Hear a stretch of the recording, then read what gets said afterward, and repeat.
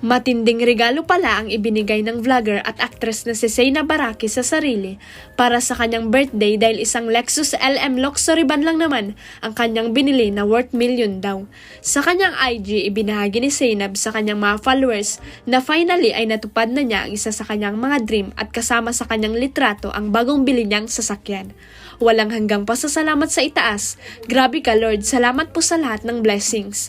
Sa YouTube lang naman ni Zainab, ibinahagi niya ang mga detalye tungkol sa pagbili niya ng mamahaling sasakyan na pinaniniwala ang nagkakahalaga ng 7 million hanggang 11 million.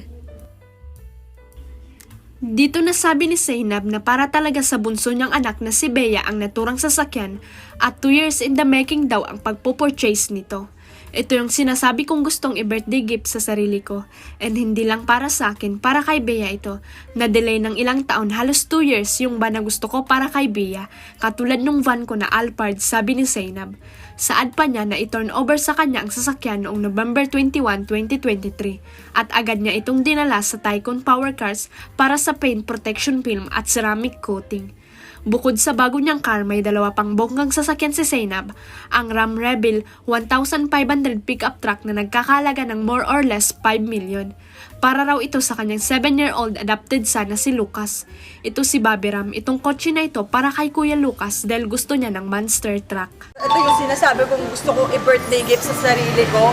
And hindi lang para sa akin, para kay Bia to. Ito si Baby Ram. Itong kotse na to is para kay Kuya Lucas dahil gusto niya ng monster truck. Na-delay ng ilang taon, halos 2 years yung van na gusto ko para naman kay Bia. Kagaya nung van ko before na Alphard. Huwag kalimutang i-click ang subscribe button at i-ring ang notification bell para sa latest at legit chika updates.